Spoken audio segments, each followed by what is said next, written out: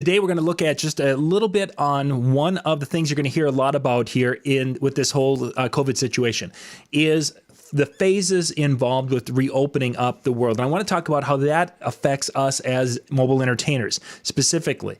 This is coming from, well, let me just pull the page up. This is coming from a document in which you're going to be hearing an awful lot about from this particular group and such.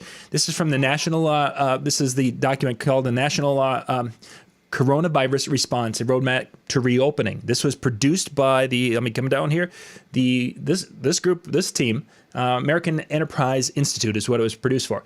This particular document is being referred to very heavily on the different phases, and you're going to hear more discussion about that. So I spent some time digging into this, listening to and talking about this with other people to get an idea of what this could mean for us, and I've got a few things highlighted, so we're going to jump into that.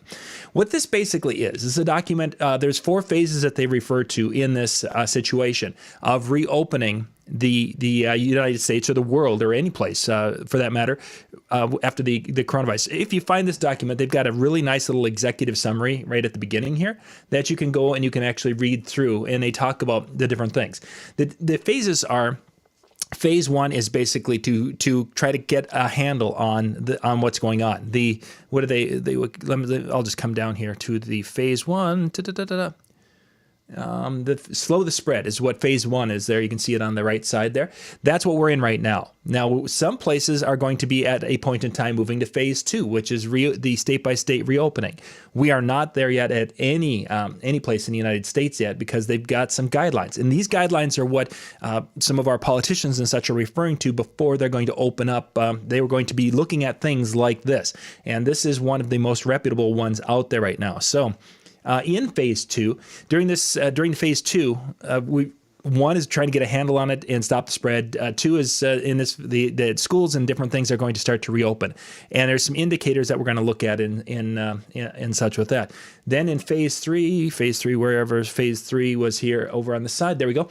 Establishing immune protection and lift the physical distancing, and then phase 4 is basically then build up the infrastructure so when or if this happens again, we will be ready. In other words, we're all going to go and buy 5 gallons of hand sanitizer. We're going to have toilet paper up to a closet full of toilet paper, and we're going to buy rubbing alcohol and face masks.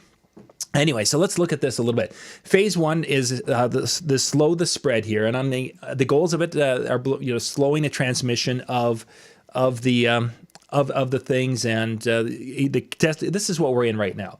And really the part I wanted to go and focus on is what it takes to move from phase 1 to phase 2. And I've got that highlighted here. This is all a breakdown in depth of this. So these are the things that they're recommending are triggers to move from phase 1, which we're in right now, to phase 2. So we're wanting to have a sustained reduction in cases for at least 14 days. What that means is that you hear them talk about the increase and then the plateauing and then the coming down off that. They want to be able to see that we're coming on the downward side of that crest, and we're going to be getting to the point now. We're not going to be completely out of the woods, but now we're starting to see fewer cases and fewer deaths coming from this, and the spread is starting to slow down. That has to be sustained 14 days. So basically having a down day, and an up day, not sustained downward trend. So that's what they're going to be looking for. Then the hospitals have to have the ability to treat everyone who's having the problems.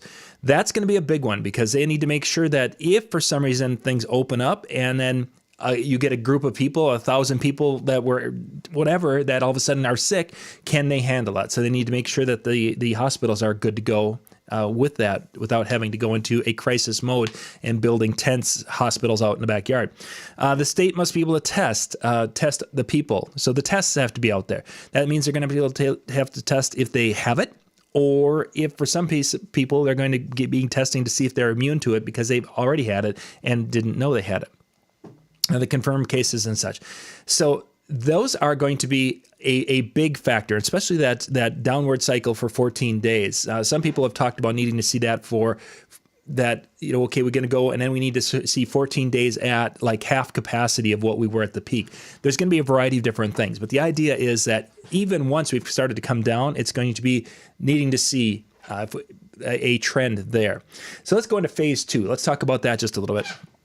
Phase 2 is where businesses can start to reopening. People should be continuing to do some of their distance work if they possibly can.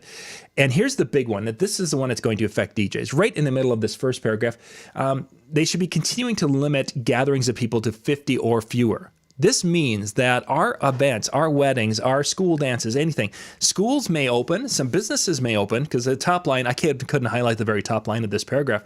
Schools and universities would reopen. But we have to be looking at small events. So we may have school that's going to open in the fall, but we may not be able to have a school dance, is what I'm seeing if they're going to follow these guidelines until we get into phase 3. So phase 2, where we've got some kind of handle on it and people aren't getting sick as fast, and the sickness is going to slowly spread its way through instead of all of a sudden becoming this epidemic in one particular area. 50 people, this is going to be big. You will hear this referred to an awful lot as we go forward. If this is phase 2 is held to, this could be major for us. And then we continue down a little bit. Oops, I got to go to the right page so I can scroll.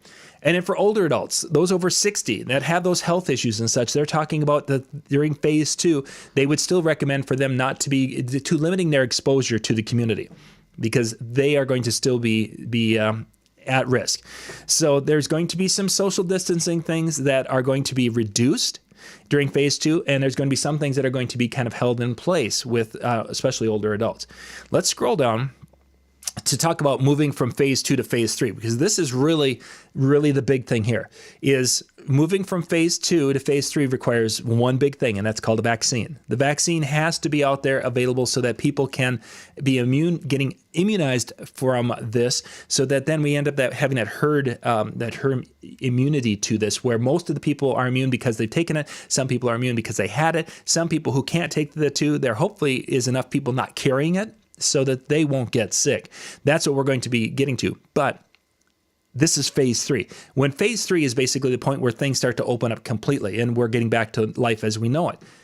In order to do that, it needs the vaccine. When is that vaccine going to be ready? You hear people saying, oh, it could be ready in 6 months. And all experts that really know what they're talking about seem to be thinking, let me back up. All experts who don't have any money in the game, there's little businesses that are trying to get their name out there as we can make a vaccine in 3 weeks. No, you can't. It can't be done.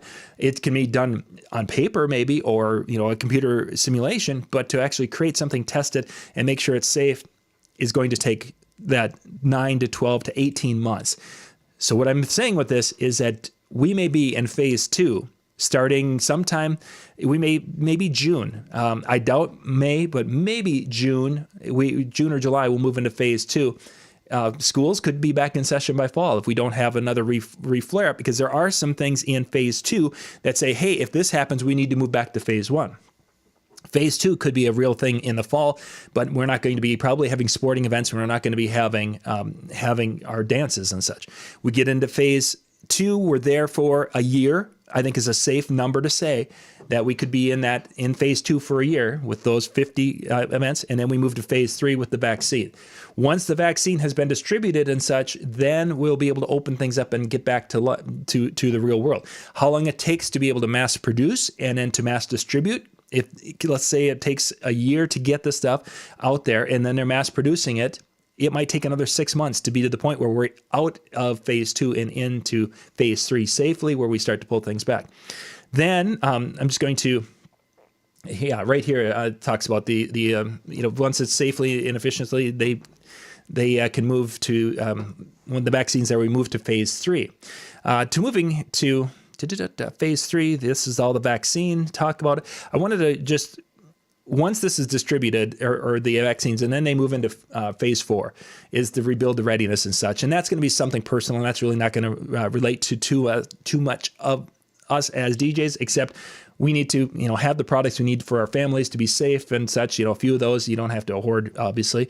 But then we need to be looking at the financial and number sides, how we can protect ourselves, because unfortunately, these things have happened every few years. And if things continue at this trend, we may have more of this just as the population in the world goes the direction it goes. So to summarize, right now we're in phase 1 of it, and you're going to hear everyone's talking about phase 1.